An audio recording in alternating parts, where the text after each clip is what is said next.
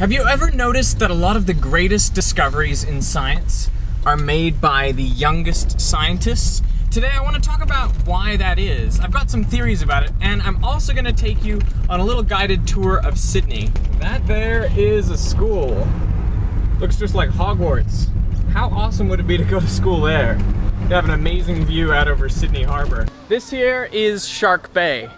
But I don't think you should be worried because the last shark attack here was in 1934. And since then they've added the shark net there, which I think, cuts down on the shark attacks quite a bit. So I better substantiate my premise that young scientists really do make some of the most revolutionary discoveries. Well, 1666 was the annus mirabilis, that is the miracle year of Isaac Newton. Because in that year, he came up with groundbreaking theories in optics, in motion mechanics, and he also invented calculus, which is a totally new type of mathematics. And in that year, he was 22. It's kind of mind-blowing. Albert Einstein's annus mirabilis was 1905, and in that year he published 3 papers, each of which was probably worthy of a Nobel Prize. One on Brownian motion, so about the existence of atoms and molecules and how they could jiggle around.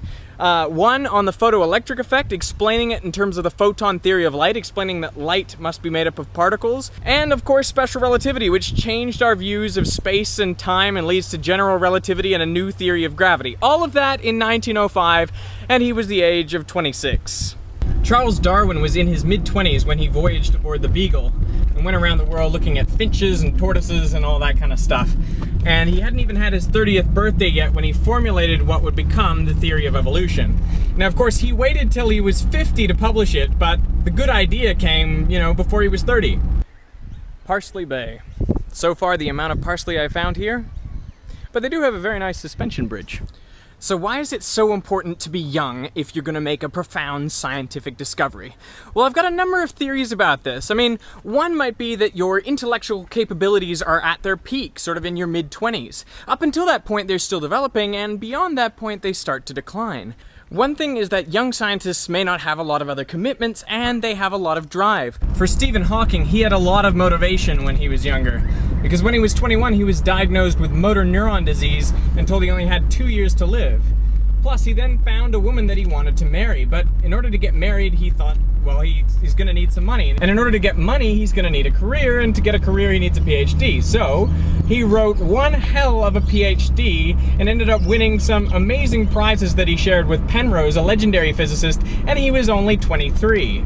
So that's the thing about being young. You don't have a lot of dependence, and you've got a lot of motivation, you got a lot of time, and you gotta prove some things. So it's good to be young and working in science. I think that all of these factors are important, but by far the most important factor is that a young scientist's mind is not cluttered with previous knowledge. There's a number of quotes, like one by Mark Twain, which says, "It's not what you don't know that gets you into trouble, it's what you know for sure that just ain't so." And I think that that's particularly the case. Like when I studied for my PhD, I was looking at the prior conceptions that students bring to physics which really hinder their learning. But I think the same is true in a more general sense for all physicists. Once your mind becomes certain of certain things, it becomes difficult to break free of that. And generally it's a good thing. It's a good thing to have these prior knowledges that sort of focus your attention and keep you on track and make sure you don't go off on some crazy tangents. But if you're really to make a revolutionary impact in any of the sciences, you need to have that ability to think laterally. And I think having a lot of prior knowledge inhibits that. So perhaps that's one of the reasons why a lot of these major discoveries don't come from older scientists, they come from younger ones. For example, Einstein was able to make this dramatic leap with special relativity, that space and time didn't have to be absolute, that they could actually be tied to each other, dependent on each other, and they could change depending on your observer. The idea that a second for one person in the universe is not the same amount of time as a second for someone else in the universe is a shocking idea. And I think the prior knowledge of all of the other physicists working at the time would have stopped them from making that leap and saying, well, the speed of light must be the constant thing, and so space and time must change. Or you can think about Charles Darwin. He wasn't wedded to any particular ideology. He was simply looking at the facts, looking at all these slightly different creatures on these different islands and thinking, how does it make any sense that, a creator would design these different beings and plant them on different islands? Isn't it more likely that they would start out as a single type of organism, and over the generations they would have sort of selectively evolved based on the different environments on those different islands? And that got him to thinking about the whole theory of evolution. So my point again is, the more baggage you bring with you to a situation, the harder it is for you to make that great lateral step that turns everything on its head. Don't you find that when you're young, nothing seems too peculiar? Like an Easter bunny, for example. A bunny that goes around laying chocolate eggs. Like, bunnies don't even lay eggs. How does that make any sense? But to a child's mind, you don't know what's normal, so you don't know what to think is really abnormal. And I think this is, again, one of the major benefits that a young scientist has. You don't know what is really, really abnormal, and so you're willing to let your mind wander there. It's kind of like in a dream. And to my left, we have Lady Bay Beach, which is a nude beach. And the population of that beach is quite skewed. How do I put this? It's a bit of a sausage party, I'm not gonna lie to you. Now, I should probably make the important caveat that not all amazing scientific breakthroughs have been made by young scientists. It's not like once you are over 30, that's it and you should give up. It's like a gymnast career. But how do you make a contribution if your brain function is kind of in decline by the time you're in your 30s, 40s, 50s? Well, the brain has an interesting way of dealing with these things, where it can get more perspective as you get older, because it starts chunking all of your prior knowledge together in ways that allow you to automate it. And I think that gives you a greater overall perspective of a whole field and allows you some different insights that perhaps the young scientists can't see. So there are benefits both to being older and to being younger. This is the old lighthouse keeper's cottage, and we're just coming up on South Head, right around the corner here, and that over on the other shore, that is North Head. So this is the opening to Sydney Harbour right here, where Sydney Harbour opens out into the big, wide Pacific Ocean.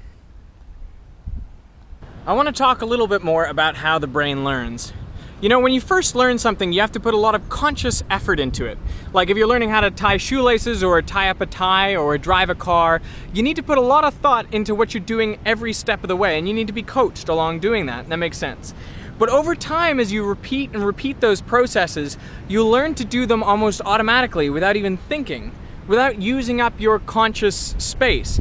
Now, in your consciousness, you have space for about, let's say, 5 things at one time. So I could give you a list of 5 objects, for example, and you could probably store those in short-term memory and repeat them back to me. And similarly, if you're doing some tasks, you can kind of use up 5 chunks in your working memory, but beyond that, things get very difficult. So the point is, in order for your brain to work well, what you need to do is repeat a whole bunch of basic functions and get those things kind of automated so that they don't take up a lot of those 5 chunks. They can maybe just take up 1 chunk, and then that allows you to do multiple things at one time, like eating and walking at the same time, vlogging while you're driving. These are all things you can do because your brain has automated these things. Now, a lot of people like to talk about muscle memory, but of course that's ridiculous because your muscles don't have any memory. The memory is all in your brain, but it feels as though you have muscle memory for particular things because you've done them so many times that those memories are all effectively automated. They're all chunked together.